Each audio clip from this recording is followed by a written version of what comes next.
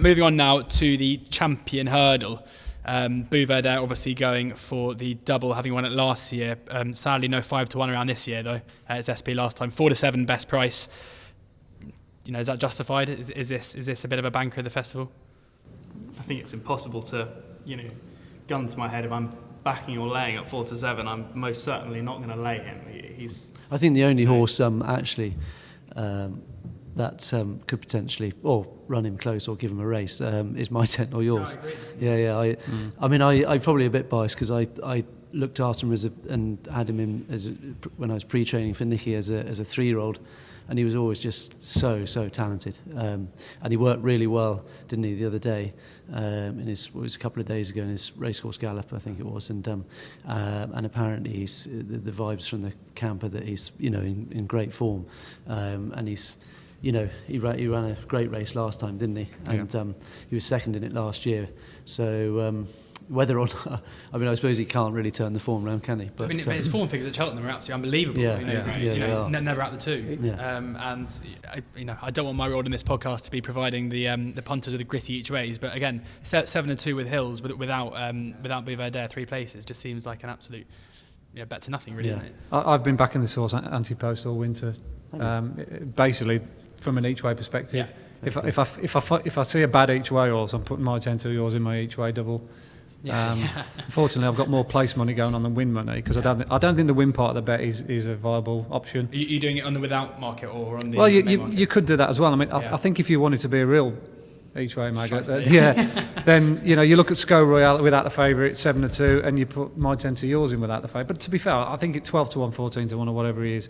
He'll be in the first 3 anyway. His record around Cheltenham suggests that. His form's good as well this year. I mean, the good thing I like about My Tent or Yours that I have in previous years is that he's actually finding plenty off the bridle. Yeah, he's a better horse now, isn't he, almost, because he's more like relaxed and professional. Absolutely, yeah. He's become a better horse since he was a younger horse, I mean, don't think, like you say, he's finishing his races off. Yeah. I mean, what was it, when he was beaten in the Supreme, was it Champagne Fever? That's right, when he just pulled so hard. And AP said, I've never known a horse pull so hard for a mile and a half and still run as well as he did. It was. Yeah. But now that he does relax and he's so much more professional, he enjoys his racing. He's kind of become a better horse, hasn't he? And we know now he handles soft ground, whereas perhaps before you used to pigeonhole him as a good ground horse. The fact that he beat, Mellon, who's a reasonable yardstick, and more predominantly the new one. And he outstayed those up the hill. Because you're thinking, will he go and do it? When he did, that was on the new course as well. He's got good form, as I say, on the inner track, the sharper track. It's hard to see My Tent or Yours not being in the first 3. If you gave me a banker bet on day one, I wouldn't even pick Get a Bird or Footpad or for that matter Bouverdere. I'd say that around about 6-4, 7-4 a place, or each way My Tent or Yours has almost got to be the pick. It's interesting that, and also, looking at the field as well, I think if you told us 18 months ago that we'd have a Champion Hurdle with Faheen at 13-2, York Hill at 12s, Mellon at 16s, and Wicklow Brave all in the betting at 20s, you'd have been told you were crazy. But this is where we are at the moment. I mean, how many of them do you expect to get there? Can we see a turnaround of form from any of these Mullin sources that seem to have slightly dropped off?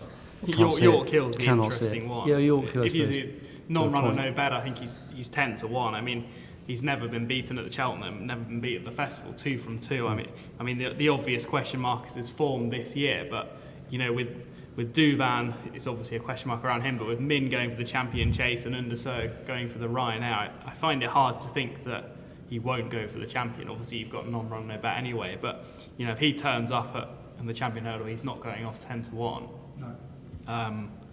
He's an extraordinary talented horse. The speed natural speed that he's got, to win the JLT and beat top-notch Politolog, I can't remember who, Disco and all the others in that race. The way he did last year, and he won the Neptune as well. There's a novice hurdler. Right? I mean, he's a very talented horse. He's got to put it together. But if there was one horse that might give Bouverdere a fright, it's potentially York Hill on his day. Interestingly, I've just spotted, and this seems almost too good to be true, that Paddy Power 11-2, no bet without the Fav. which I think looks quite interesting. I think I'm seeing Mike's eyes slightly light up It's there. interesting. Yeah, he's probably not on each way bet. I mean, If he gets there, though, that's not going to hang around, is it? no, that's not going to be there. Non-run, no bet. I mean, the thing is, he's been so out of form this year that you wouldn't want to be taking a chance. I wouldn't want to be backing him each way. I mean, I'd probably rather back him win only at double figures. You know, he's not going to go off double figures, and if he's back to his best, he does have a very solid chance. And we spoke earlier, Nick, and you said that, you know, taking no chances, that Buvardere was your napper the first day. And Well, obviously I'm a jockey and not allowed to bet, so this each way malarkey. I'm just going for the winner. The one you'd most like to ride. Yeah, and like just the obvious winner, Buvardere. Like he's only 7. Like you mentioned, my Tornoyers, he's an 11-year-old, 14-10. Like they're getting on for a champion hurdle, for my opinion. And Buvardere's done nothing wrong. Jumps awesome, travels well. It'll be a matter of Barry just tracking the pace. He'll pull him out, turning in, and he'll jump the last. And for me, like, I don't think it's a vintage champion hurdle. You know, if 14 was good, but you can't go there with any confidence from. It's a bit of a Galacticos champion hurdle, isn't it? Kind of big names, but at the moment it's not really the rate it should be. For me, like, I'm picking the winner in Buvardere, and the rest, you know, you're looking to sort of pick up the pace. So I can see him winning by 5 lengths, personally. Can we see any of the runners at bigger prices? We've mentioned all the ones, the kind of the main ones. Anyone else? Not unless Buvardere is well below his best. Yeah. Good stuff. So Buvardere wins the champion hurdle. Good to get that one out of the way.